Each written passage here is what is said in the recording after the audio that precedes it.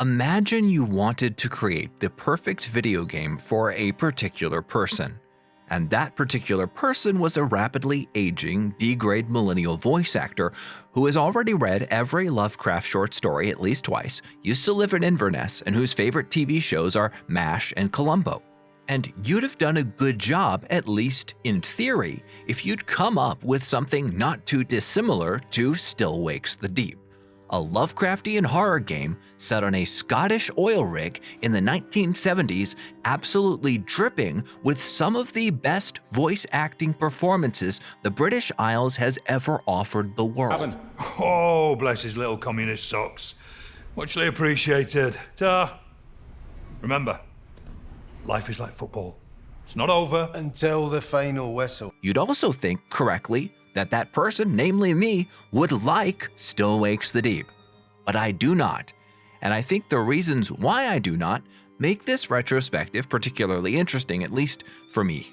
And as we shall see, the Chinese Room Still Wakes the Deep is not what it seems. It is a Lovecraftian narrative that, at least in my opinion, is either mistaken about what makes Lovecraft Lovecraftian, or just never really cared about being Lovecraftian in the first place, outside of, being a great marketing tactic. But I'll save my comments about this for a detailed section at the end of the video. Now, I would normally hesitate to begin a gaming retrospective by saying that the developer just doesn't understand or particularly engage well with the source material and lore lurking behind the kind of game they're making, or show particularly a lot of interest in developing the game mechanics in their own game. But in this case, I think this sort of inflammatory commentary is more than just that. It's actually useful in understanding how Still Wakes the Deep became Still Wakes the Deep. Because when the game isn't exhibiting these flaws, you can see just how much talent went into producing it. And to explain why this is the case, we need to talk a little bit about, as we always do at the start of these retrospectives, the developers that put the game together. The Chinese Room is a British-based developer that started out making mods for Half-Life using the Hammer editor and the Source engine. They've had multiple successful mods under their belt and are probably one of the more legendary modding communities in the rather glorious history of Half-Life and Half-Life 2 modding. But one of their games, more than any other, has stood out over time, a title by the name of Dear Esther. Dear Esther holds the title, at least to my knowledge, of being the first ever walking simulator, or at least the one that really defined it as a genre in the early 2010s. Released a whole year before Davy Reardon and Philip Pugh's The Stanley Parable. In it, the player walks across a Hebridean isle, while the narrator relates cryptic and obscure facts about events related to that island, with the player drawing their own ultimate conclusions about this mysterious narrative, with multiple playthroughs resulting in slightly different narrative twists each time. Dear Esther was a critical success, and I remember playing it at the time. And while these days the game has received mixed reviews on Steam by Philistines who clearly have no idea how groundbreaking it was at the time, it is important to point out because this game in many ways defines who the Chinese Room are as a studio. Most of their games hang around a 70% or below on the Metacritic score, which really makes you wonder why they've been allowed to make the new Bloodlines the Masquerade game, though maybe that's something we can talk about another time. The relevant bit of detail for this retrospective is for us to understand that the Chinese Room is a studio known for making narrative games with a reasonably niche audience aimed at people who enjoy a more highbrow or literary gaming experience. They are not known for nailing solid gaming mechanics, and once you know this, a lot of the very harsh and very positive things I will say about Still Wakes the Deep in this video will make more sense. It's not so much an attack on the developers, it's just understanding how they make games and how that sits for you and for me in the experience of playing the title. But speaking of the product, it's time to set off across the North Sea. So grab a cup of tea and settle in as we look at the tragic tale of Cameron Kaz McCleary and the crew of the Barradee on Boxing Day, 1975. The game opens with our protagonist, Cameron McCleary, reading out a letter his wife has recently sent him. As the letter is read, the camera rolls out over the North Sea, until at last we see the rig rising above the waves. As we approach the rig and find ourselves now staring through the eyes of our protagonist, who is reading the aforementioned letter. In the letter, his wife Sue scolds him for running away to the rig and refusing to face up to his as yet unexplained problems back on the mainland, and telling him that his two daughters miss him and have attached a Christmas card. She tells Kaz he needs to stop running away, or despite how much she loves him, their relationship is over. Pay attention to this because this letter is the game's entire theme, and how much you like the tone of this letter and find the way that the game's gameplay and narrative play with this idea of Kaz constantly running away is going to determine a lot about how satisfying you find this game. The moment Kaz is done reading the letter, we, the player, are allowed to take over, and we can immediately tell this is a game made by the Chinese Room. The environmental detail and storytelling are excellent. Every little detail, from the Christmas cards from his girls on the table before him, to the ruffled bed sheets, the scattered Christmas decorations, to the grime and wear on the walls of the oil rig, all of it is perfectly placed and designed and really tells and adds to the story. Kaz now heads out of his cabin, beckoned by his friend Roy to breakfast in the rig's mess hall. And as we exit the door to Kaz's room, we run into one of the game's first conceits. When I first saw the map of this oil rig, the dyslexic in me went white with fear. Maps in computer horror games are generally scary to me. However, I needed not worry. These maps are larger to give you a feeling of orientation, and to make it feel less like you're wandering down a set of linear corridors, which, by the way, is what you're actually doing. This map, though, could lead you to believe that this will become some sort of Resident Evil deal, a dyslexic's nightmare, where you actually need to be orientated in your environment in order to move around and puzzle solve. If that was what you wanted, your hopes are going to be disappointed. For better or for worse, this is not that kind of game. Though at times, Still Wakes the Deep still feels a bit anxious about the fact. As we proceed down the corridors of the ship towards the mess hall, we are introduced through these sections to the game's characters. We'll meet Finley on our way, who's repairing something on a ladder. She'll be our main quest giver throughout the playthrough. The game does a solid job of building up Kaz's relationship towards these characters in the early stages of the game. We can also chat to a few other crew members optionally if we want to, many of whom will shortly be, well, you'll see. Into the mess hall, we're introduced to Kaz's English buddy, Roy, and over the speakers to the head of the oil rig's operations, Davy Rennick, each of whom will serve as our primary friend and antagonist respectively throughout the playthrough. Through this conversation, we'll come to learn the nature of Kaz's stay on the oil rig and the source of the tensions with his wife. As, upon Rennick shouting at Kaz to come up quickly to his office, Kaz turns to Roy and asks whether he thinks this is because the police have finally showed up. Through this conversation, it's revealed that Kaz had assaulted someone back on the mainland for insulting his wife, in a bar of course, presumably doing pretty severe harm to the man in question. Since then, he's been camping out in the oil rig in hopes of avoiding the legal consequences. Kaz confides in Roy about the letter from Suze, and Roy comforts him in response. Roy tells him that even if the police have finally showed up, he should take this as a sign it's probably just time to go back and face the music. Kaz is resistant to this line of thinking. The conversation is then cut short by Roy being reminded where his insulin is, which of course will be relevant later. We head off to meet with Rennick. We can stop if we want and have a few more chats with the crew members and lads on the rig, who, again, this will be the last time we can chat to some of them. As we put our hard hat on and leave the accommodation deck, we exit out onto the game's first level. And as we begin to navigate the busy deck of the oil rig, it's time to talk a little bit about some more of the game's flaws.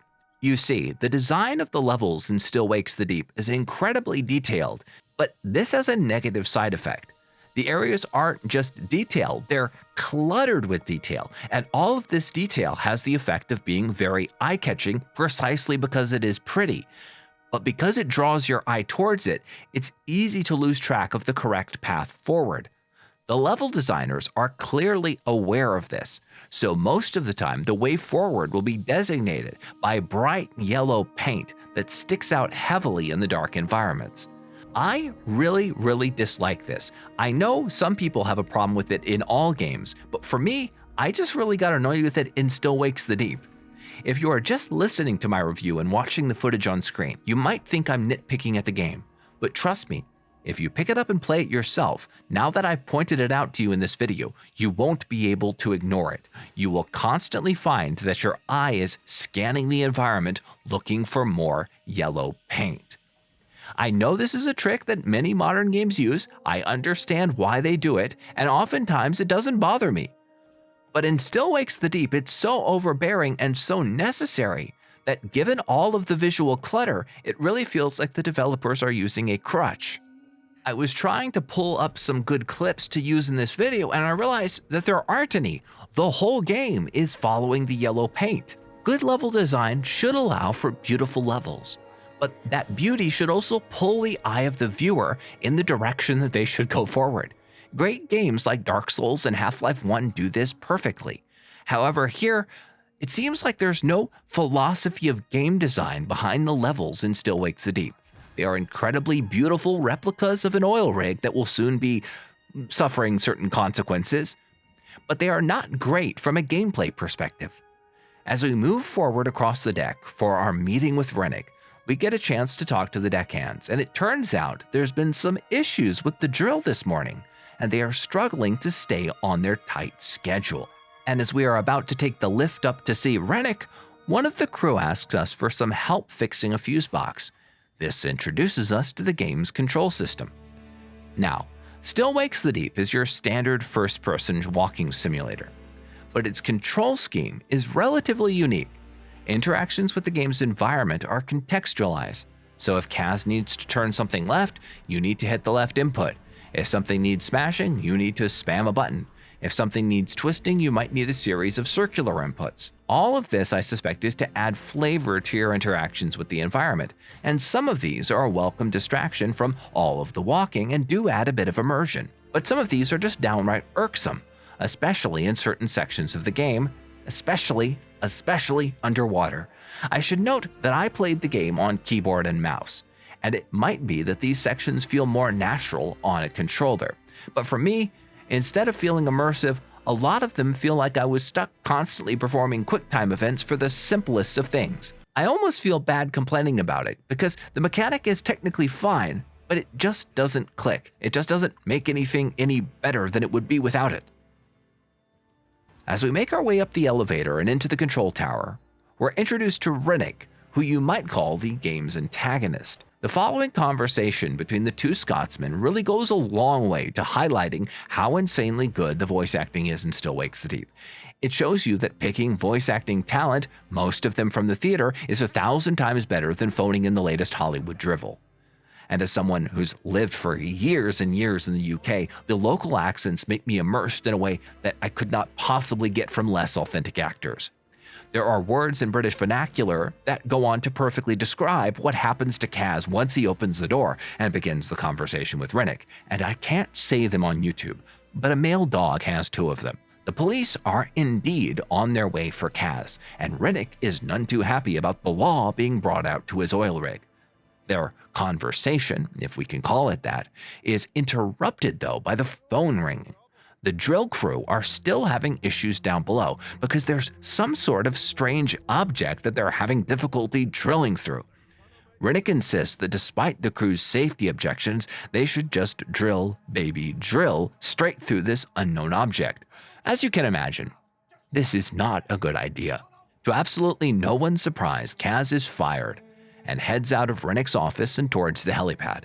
As he walks off, he remarks to himself that his time of running away from the hole punching a dude in the face thing is now over.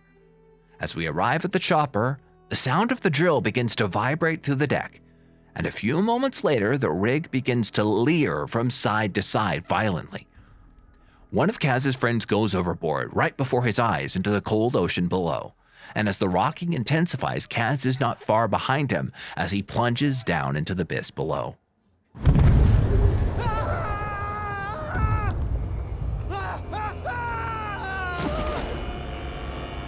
I'm going to do something a little different in this retrospective than I usually do.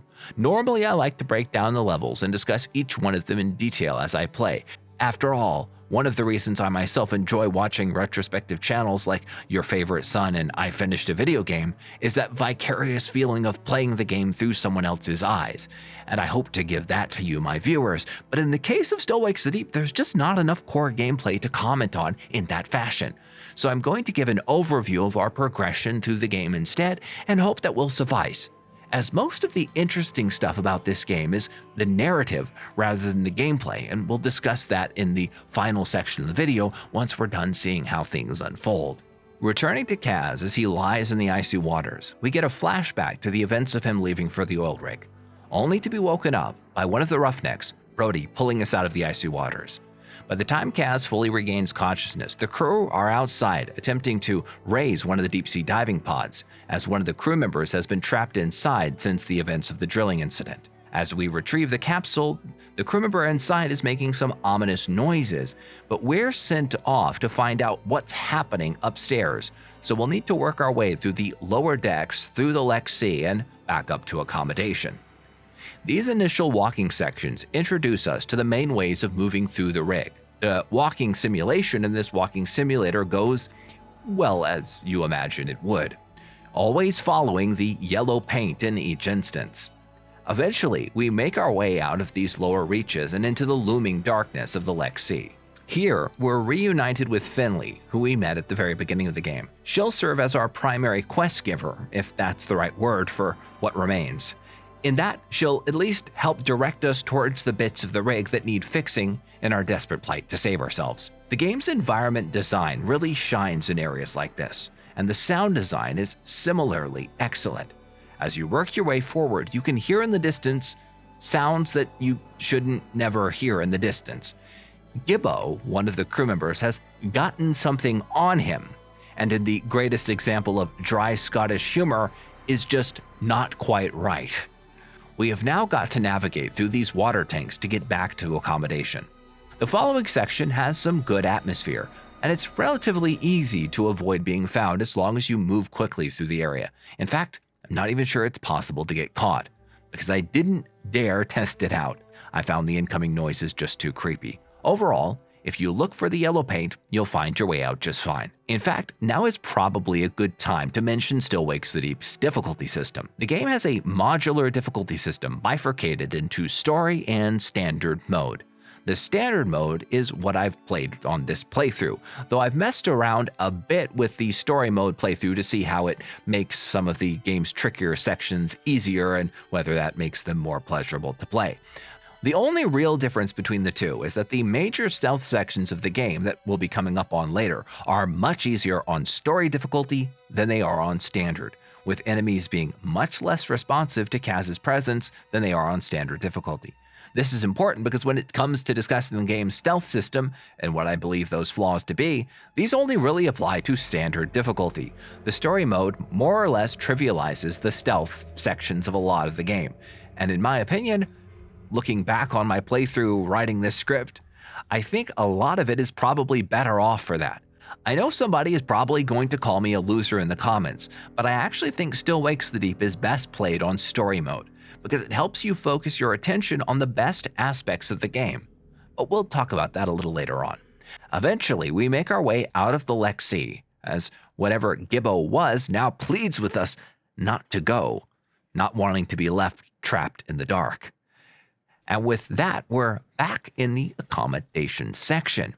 Now, given the fact we're trapped in an oil rig, Still Wakes the Deep reuses the same areas a lot.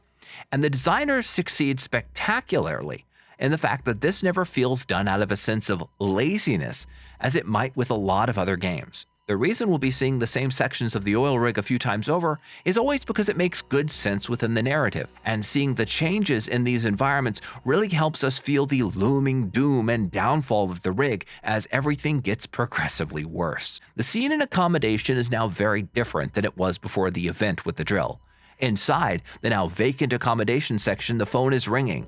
Note the yellow paint behind it. This will give us some optional dialogue if we answer these phone calls throughout the game. These bits of dialogue are not really essential to forwarding the plot, but they can provide some flavor about goings-on with the other members of the crew. In this case, O'Connor is on the phone warning us that something is wrong with engineering, without mentioning what exactly, and that they're going to have to go another way around. A look at the nearby map can help us contextualize his journey, but this will never be relevant gameplay-wise, as I already said before. As we make our way out through the now eerily empty accommodation section, we come across a door blazing with unnatural light as Trots is inside screaming from the other side. Eventually, in a panic, we make our way out and into the kitchen, where we find an anxious, chain-smoking Roy. We leave him to barricade himself inside, but not before the voice acting team here really get to show off their abilities. It can feel in this retrospective like I'm throwing the names of crew members around, and that's partly because I am. But the interactions between Roy and Kaz are genuinely heartwarming and very well acted.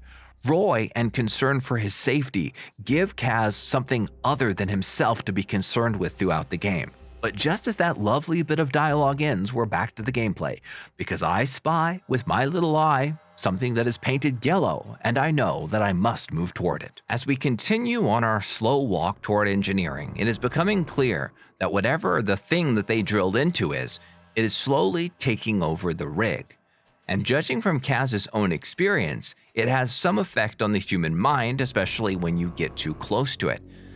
This effect sometimes provides a general blur of images that are also used by the game as a mechanic to represent that a threat is nearby, and your complete sublimation to this barrage of images generally means that you've met your end and passed away. However, in more reflective moments, these interactions serve to give Kaz flashbacks to his wife and the events leading up to him leaving his wife and his daughters back home. This is an interesting interaction, but unless there is something hidden that I've missed in the game's lore, this idea is never really explored. These sections in between the game's levels are probably one of my favorite bits. It's where you can tell the Chinese room are making something that they're actually comfortable with, a walking simulator with great dialogue. Our first task is to reach the area below accommodation to release one of the lifeboats. This goes exactly how you'd expect in a horror game, with the lifeboat dropping into the frothy sea below, leaving you without hope. But hope does remain in the form of a phone call from Rennick, who tells Kaz to bring the remaining survivors up to the chopper pad for immediate escape. Due to the ever-increasing damage to the rig, we've got to make our way through a different section to get back up to Roy in accommodation and tell him what we've heard from Rennick, which involves us going through the game's first proper stealth section. As we enter the laundry, the atmosphere is immaculate for horror. Trots, who from the beginning of the game was transformed back when we saw that blinding light, and we've now got to avoid him as we crawl in between the washing machines. The view of Trots' grotesque form as we gaze through the window in the dim fluorescent lighting is just chef's kiss perfect horror. Imagery on par with games like Resident Evil. Now, if only the stealth mechanics on this level were as good as its visual design, this wouldn't be a problem. And I'm going to try to break down now at least what I could discern of the mechanics. The game has a line of sight and a noise meter. This is hidden from the player, but it seems to be what the game is basing things off of. Crawling and staying out of light improves your chances of not being seen, but it can be pretty marginal in places. The only place you're really safe are the in-game hiding spots. Now, these hiding spots mean you will be continuously, permanently safe as long as you stay within them, even if the monster is literally scaring you in the face. This is not like situations in a game like Amnesia: The Dark Descent where, say, hiding in a closet too long could begin to drop your sanity. Nothing like that. You're 100% safe when you're in a safe spot. However, if you're caught out in the open, you can become deceased at virtually any moment, which is adrenaline-inducing but also at times confusing from a gameplay perspective. The stealth sections are a bit more like puzzles, where you need to move in exactly a particular path in order to avoid detection and walk further down the linear path that this game consists of. The stealth sections aren't completely horrible, but if you compare it to a game like Amnesia: The Dark Descent, the stealth is pretty bad. It can feel quite annoying. If you compare it to a game with better stealth mechanics like Dishonored, the mechanics are just downright horrible. The only real mechanic other than the hide from evil guy or die instantly is that you can throw various objects to distract the monster, but with no throw indicator for where you might be aiming, this can also be pretty haphazard. In fact, it boggles my mind that a game so drenched in yellow paint to tell me the way forward will not allow a throwing or aiming indicator for the sake of immersion. Watching back this section, the gameplay actually doesn't look that bad, and you might think I'm just being really incompetent here, and You might be right about that. But there's just something about the way the stealth feels in Still Wakes the Deep that feels like trying to hide from a monster while traipsing about in heavy mud with rubber boots. It's hard to explain. Kaz feels like a big, hulking mass that is impossible to accurately hide or control unless he's in one of his hidey holes. It's just not very pleasant. After we escape Trots, we're reunited with Roy. The two are skeptical of Rennick's escape plan, and even if they weren't, it turns out Roy cannot come with them.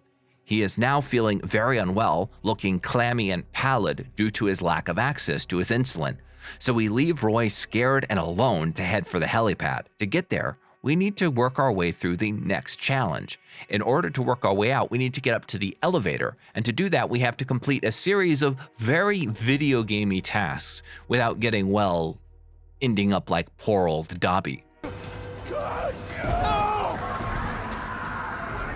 The deckhand mirror has transformed into a massive mass of tentacles that prowls about the deck looking for us. The methodology here gameplay-wise is pretty simple. Run when he's not looking, throw things to try to distract him, and as always, follow the yellow paint. This section is probably the best bit pure gameplay-wise. The fact it's light enough to actually see what's going on in the area makes it much less visually cluttered than usual, and that means I can focus on the gameplay rather than get confused and die in cluttered darkness. And the yellow paint is super helpful here, even if it's annoying as usual. Eventually, we make our way up the elevator and in the process lose yet another deckhand. Unfortunately, Rennick has gotten impatient and decided to leave without the rest of the crew. Karma bites very quickly, as the helicopter mysteriously turns around, aims straight for the rig, apparently heading to Kaz's cries for help. But instead, it veers wildly and smashes into the rig, ending any hope of escape by air. As Kaz lies unconscious from the blast on the helipad deck, we get another flashback to right before he left, of a conversation between him and Suze. And I think it's time to talk a little bit about the whole setup of this game and whether it works narratively, absent all the Lovecraftian questions that I'll address at the end of the video. The TLDR is that Kaz goes to a bar, punches a guy who called his wife names. Kaz is scared of going to jail, so he does a runner to an oil rig. Roy, the oil rig chef, vouches that his skills as an electrician will be useful, and so he helps his mate out. This makes Suze very angry at the both of them. And I don't want to spoil the ending yet, and I'll wait to discuss that as I've already said. But I want to address another issue here that comes up in this narrative, and that is questions about class in the United Kingdom. You see, while the voice acting and dialogue does a very solid job of nailing the overall working class feel of this game, the overall vibe and feel of the narrative really doesn't do it for me. You can tell this was written by a modern, well-educated narrative designer, because I can tell you, as someone who's lived on a council estate in places like Wales and Scotland, nobody gets this damn upset about a bar fight, at least not in the exotic way the game portrays it. This is Scotland in the darn 1970s. Punching someone in a bar for slagging off your missus is literally a weekend hobby. At a bar I used to go to, I was told they used to put sawdust on the floor in the 1970s due to the amount of blood on a weekend. The idea that Kaz's great and horrendous crime is beating up a guy in a bar is not enough of a Dostoevskian cause to set up this drama and its ethical tension. Had he murdered the dude and gone on the run, yeah, that might have worked. Or maybe been accused of some other unrelated crime. The authors feel tension from the idea of Kaz being in this position. And I'm sure there is some dude out there who literally did what Kaz did and flee to an oil rig to avoid a bit of jail time after punching someone who insulted his missus in a bar. But this is just not dramatic or out of the ordinary enough to account for the way the narrative makes it feel so exotic. Throughout the narrative, it's treated as if this is some massive and shocking dramatic turn of events in the life of Kaz McCleary, when for a working class person in the 1970s, this is a pretty mundane situation. Stressful? Horrible? But not exotic. If any of you have seen the film In Bruges, you will know the guilt Colin Farrell's character feels for accidentally shooting his victim. And the depth of that crime and what it meant to him given its context. I'm not going to spoil the plot of In Bruges for you. If you haven't seen it, go watch it for yourself. But that crime in that film perfectly encapsulates the absolutely soul-destroying guilt he feels throughout the film. It serves as the single act that ties the whole thing together and explains all its elements. And the way Still Wakes the Deep is written, You'd think Kaz had done something similar, some major action that had led him down a dark path. The only reason I can think of that the authors seem to think punching someone in a bar is leading down some dark path is that they lack the normative moral standards of those of a Scottish electrician in the 1970s. But enough of my rants. I still think it's a compelling narrative, even if it gives off some seriously classist vibes. But back to our scheduled programming. Eventually, we make it to engineering, where we are reunited with Finley for yet another stealth section. I enjoyed this bit because as we make our way through the area initially with Finley, it gives us a chance to chart the layout of the area before we have to engage in the stealth aspects. But as usual by now, I was mostly just noting the relevant bits of yellow paint I would need to follow as I crawled around to fix various aspects of the generator system and get the electricity running again. There's not much to say about this section I have not said about the other stealth sections, but some bits of this area are incredibly scary from a jump scare perspective.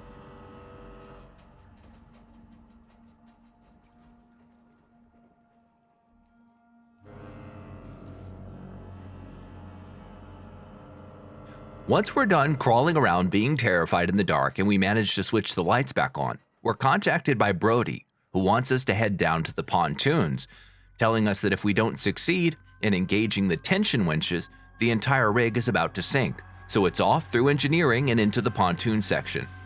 By now, you might think the way I'm narrating our wandering about the stricken rig is a little bit monotonous. That is because it is, and the makers of the game are aware of this, and it will play into the plot as we'll see later on. The atmosphere really begins to become more desperate as we descend into the pontoon leg of the rig. Regrettably though, this section also introduces the game's underwater sections. As I complained about directions before being cluttered in this environment, depending on your monitor settings, trying to swim around in the dark is even worse. Looking for the yellow paint while drowning underwater can either be incredibly tense and fun or just downright poor game design. And some of the quick-time triggers to propel yourself forward under the water are absolutely awkward to use on mouse and keyboard. But the water also does have some very atmospheric moments that play off our phobias about the unknown, when we must submerge ourselves into the oily blackness not knowing what's underneath. After successfully making our way through the pontoons and buying ourselves some more time, we make our way back up in what is probably the game's most beautiful sequence, and arrive back once again at accommodation. I will give the game this. Something about returning to accommodation each time, with the situation getting increasingly desperate, really does add to the feeling of tension. We have now seen this area several times in different states of distress. We have a brief phone call with a now very sick Roy, where we relate what's happened so far in our quest to save the stricken rig. As usual, the conversations between Roy and Kaz are both immaculately acted and endearing. Roy insists that he can make his way back to his cabin and find his insulin without Kaz's help. The game, or shall I say our walk around the oil rig, is now beginning to ramp up to its dramatic climax. We join Brody in the control center of the rig, the sky above the Atlantic now purple from the setting sun and from the increasingly violent size of the rig's gas flare. Brody tells us, as you should know by now, that the gas flare needs something urgently done to it to prevent the imminent demise of the rig. As the two speak, we can hear the howls of Adair echoing across the rig as he looms outside the cabin hunting us. The final confrontation with Adair, if you can call running away in absolute terror a confrontation, is one of my favorite bits of the game. Everything here actually works during this chase sequence, and for some reason, I can't quite put my finger on why. The action of this sequence suddenly now blends with the environment, and the yellow paint that is generally annoying is actually quite useful as a guide during the action sequence. It makes me wonder why they relied so heavily on stealth throughout the game, instead of just having a lot more of these tense chase sequences, which I think work a lot better within the framework of the game. The chase concludes as we run out, chased by Adair towards the end of the gas flare. This is absolutely cinematic and shows you what the studio are capable of as we blast Adair away, throwing a flare into the plume of gas. As Kaz attempts to escape the ensuing mayhem, the railing of the gas flare breaks off and crashes against the main body of the rig, leaving us unconscious for yet another flashback to his time with Suze.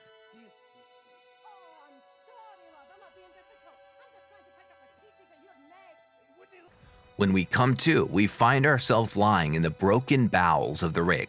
The lighting here is fantastic. Given that the entire game is shot out on the infinitely gray North Sea, it can be difficult to get a handle on what time of day it is.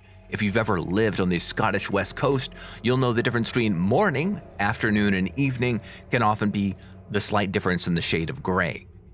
But the Chinese room have done a great job with the lighting here. The sun has clearly set, and with it, there only remains the lights of the rig and the otherworldly glow of that thing that is slowly taking over the rig as a path to guide us. As we move through the rig that is now broken, it seems as if reality itself has started to laugh at our attempts to repair our surroundings, to try to control the situation. After wandering through this nightmare back into engineering, we're reunited with a beleaguered Finley and Brody, who are surprised to find us alive. We concoct a new plan. Brody will release the tension cables back down in the pontoons and float the rig, hoping to find a nearby ship.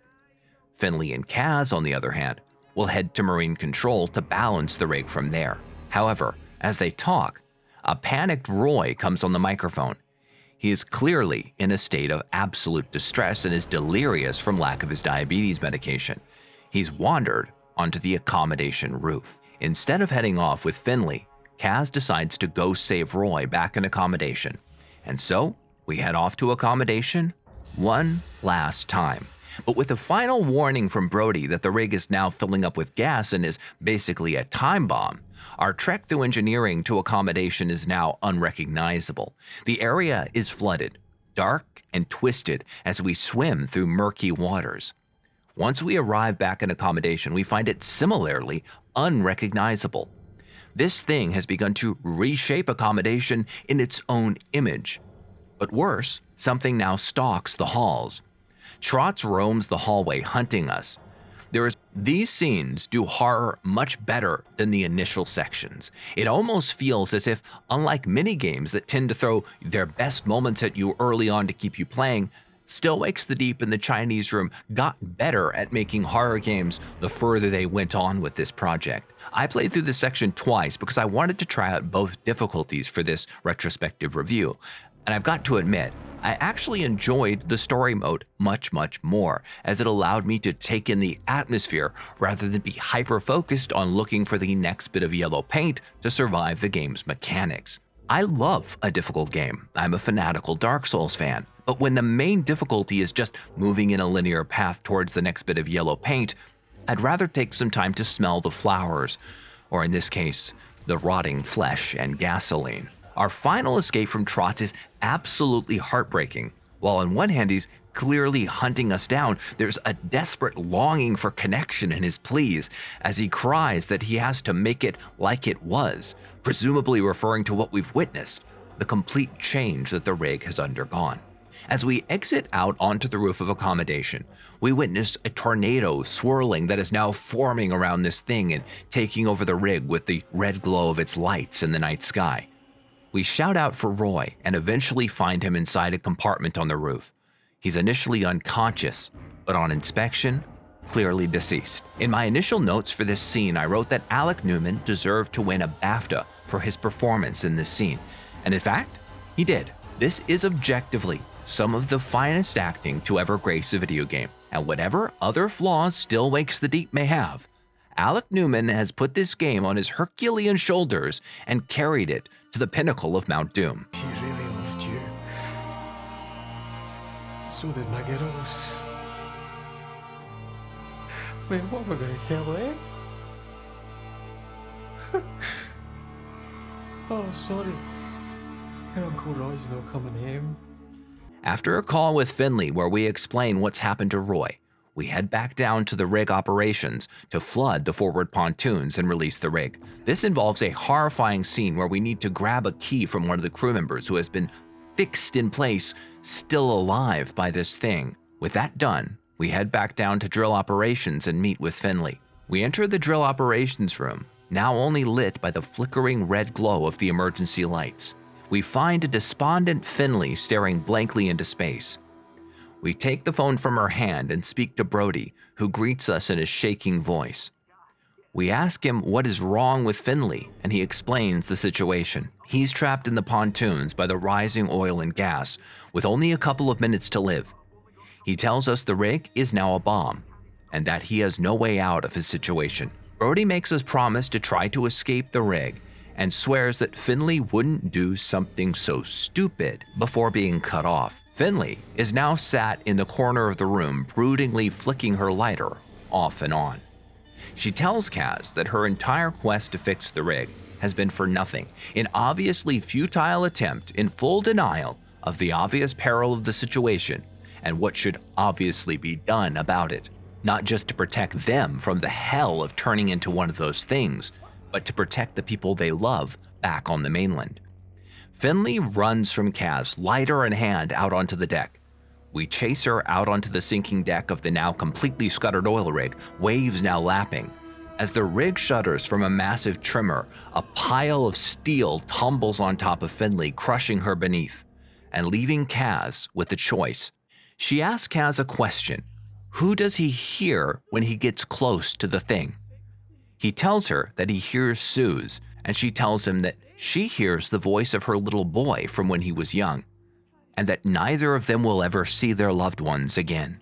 Kaz is left with only one choice: finally stop running and confront the problem. The rig needs to be destroyed, not just to save those transformed and suffering horribly, but to save the very people whose voices echo in their heads back on the mainland. Finley drifts off into unconsciousness as Kaz takes her lighter and walks calmly towards the center of the rig's drill, slowly walking into an otherworldly chasm now formed by this thing as it has emerged from the seabed below, wrapping itself around the oil drill. And with the toss of a lighter into the void below, with a rush of purifying fire, the game comes to an end as Kaz begins to drift towards the light. We awake back in Kaz's bedroom, with Suze still asleep in the bed. As we choose to head out the doorway to our new job at the oil rig, we open the bedroom door only to find a vast, empty expanse of the North Atlantic. The game ends with us being read a following letter by Suze, where she apologizes for threatening to divorce Kaz over his actions. This letter shows what Roy had already told him at the beginning of the game, that Suze loves him, and whatever her temporary anger was over the events that transpired, the two of them will be okay. All she wants now is for him to get home in peace. Just take care out there and bring my beautiful big gallus man back home in one piece, okay? I miss you and I love you. And the girls miss and love you. Now that we've finished our retrospective, we can finally talk about the story of Still Wakes the Deep, its relationship to Lovecraft, and whether this game is a Lovecraftian masterpiece. Let me start by saying that by the standards of video gaming, Still Wakes the Deep is a masterpiece of narrative work. Almost everything the Chinese Room and Daniel Pinchbeck touch is pretty darn good from that perspective. Despite the criticisms I've made in the past, such as the story seeming to make the Scottish working class a slightly exotic species, the acting is phenomenal. The narrative design is clear, and the execution is profoundly professional. The story is ultimately driven by the question of what we care most about and how that governs our actions. That is the voice that they hear in their heads when they approach this thing, the person they love the most. The thing symbolizes the impending doom that will consume them and everything they care about. The minute they drilled into it, everyone on board that rig was already dead. They just didn't know it yet. The narrative tells us how Kaz lost the thing he loved most, Suze and his daughters, because he did not have the courage to face up to the results of his own actions. Had he turned himself into the police and dealt with his problems properly, he never would have been on the rig in that first place to be consumed. This, I believe, is the symbolism of that final scene, when he opens the bedroom door and finds nothing but ocean. He couldn't have known it then, but once he exited that door, he was never coming home. The consequence of running away is that he would never be allowed to return. That was his real sentence, the real judgment for his actions. This can seem unfair, but in reality, we make choices like that all the time that we cannot take back. And when those choices are not rationally governed by the things that matter most to us, were likely to be filled with regrets, or we were simply just too weak-willed to make the right choice in the first place. Kaz dies doing the right thing by his family, but he dies with the sense of regret of leaving in the first place. Ultimately, Kaz's journey across the Beira Rig is one of slow realization that his choice to leave Suze now cannot be undone. Lurking behind all this is a theme that is also touched upon in Dear Esther, at least to my vague memory of playing it years ago, and that is of grace and redemption. Kaz has run away from his mistake. He committed another sin to escape his sin, adding problems upon problems. Roy is there as his friend, providing both an escape from his initial sin and avoiding punishment for his misdeeds, but also lectures about the love of Jesus Christ. But in a world with otherworldly terrors looming from the deep, grace is not enough, and Roy too falls victim. You might notice at this point in me describing the story and how great it is, I have not mentioned at all anyone's favorite introvert from Providence, Rhode Island.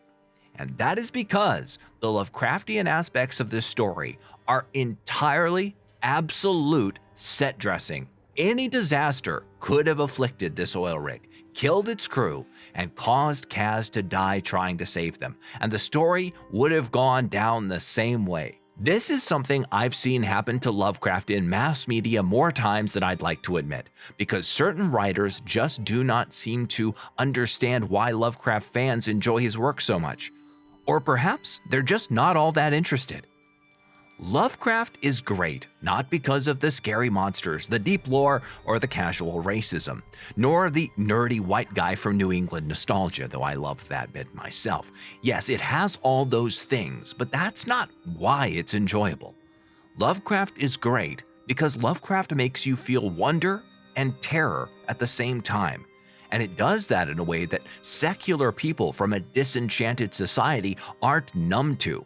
You know you shouldn't look into the Necronomicon, but it's so damn cool. You know you shouldn't go into the creepy New England village with this spooky allure to it and the people with fish-like eyes, but goddamn, that village is so New English and nostalgic. In an age where the world is fully explored to its deepest jungle, Lovecraft lets us feel like there are still so many unknowns yet to be explored. It is our curiosity about the unknown and our sense of wonder that drives us forward into the darkness. Unlike other horror, where often the objective is to escape the frightening thing, in Lovecraft's works, the frightening thing calls you on to it, even if it might mean madness or destruction of the world itself. If Nietzsche reevaluated morals, then Lovecraft reevaluated the traditional Platonic sense of beauty and literature, along with the other pulp authors in the early 1920s and 30s. Robert E. Howard should also get a mention here. The American pulp of the 1920s was everything that high literature society, with its taste still deeply rooted in both the classical literature of the English language and Latin and Greek, just didn't quite understand. The works of Lovecraft, Howard, Ashton Smith didn't need the realism of Hemingway or the classical Victorian sensibilities of a Conan Doyle to be great literature. This was literature you could buy at a dime store for the everyman. Still well written, but based off topics that could derive from the most primitive of human interests. They were made to be read by working people for fun, not to be dissected by the ultra-literate. I could do a whole video on this and how American pulp literature helped shape the Western canon of fiction, but this is a gaming channel, so the long and short of it is this. The story in Still Wakes the Deep is too good from the perspective of technical literature to really be Lovecraftian. This is the type of story you would write for a course on game design. In fact, Daniel Pinchbeck teaches courses on game design and narrative, and as a former failed academic myself, I can see all the burgeoning themes of a module on gaming and narrative design here in Still Wakes the Deep script, down to the bullet points that I'd have to write for the students on the blackboard. And I hate it. And partly for that reason, it's an incredibly poor Lovecraft story. If this were a Lovecraftian narrative, Kaz wouldn't be running from the horror beneath the rig. He'd be slowly drawn to it. He wouldn't be running to the rig from punching a man in a bar fight. He'd be going to the rig to get some sea air and get distracted from those strange dreams he's been having, only to have those dreams follow him out to the rig. When the rig strikes the creature, He'd slowly realized that the dreams he was having all along, and he'd plead with the crew to stop drilling downwards. In the end, he'd probably escape the rig, only to arrive back on the mainland, a jabbering madman, with no one believing him about the terrors of the sea, as the remains of the rig began to wash up on shore and come into the possession of the local fishermen. The story of Still Wakes the Deep owes more to Cormac McCarthy, Chekhov, and Raymond Carver than it does to Lovecraft. All fantastic authors I love, but they're not in that genre of literature. And it constantly saddens me to see the veneer of Lovecraft get chucked about by companies to draw in buyers for their products because, let's be honest, there's just a massive market for everything Lovecraftian. And it's very underserved in my opinion. But on the other hand, I feel often like these companies don't care about Lovecraft as much as the fan base. And I say this with a lot of confidence. I do not believe the narrative design team at the Chinese Room are really fans of Lovecraft's works, or even really intended this to be a Lovecraftian game outside of some of the marketing. Look at the sharp contrast between this and my comments in my retrospective review of Call of Cthulhu. When I reviewed Cyanide Studios' Call of Cthulhu, I talked about how well-deserved it was that they were not just making a Lovecraftian-inspired game, but a game based on the official RPG license, because they showed so much devotion and understanding of Lovecraft's work in the creation of the game, whatever my feelings were about the game itself. You can check out that video on my channel, like and subscribe for more. It was a Lovecraftian game though, and it was made by people who are clearly Lovecraft fans. Obviously, it's an official LP, and I don't expect the same level of fidelity from the Chinese Room.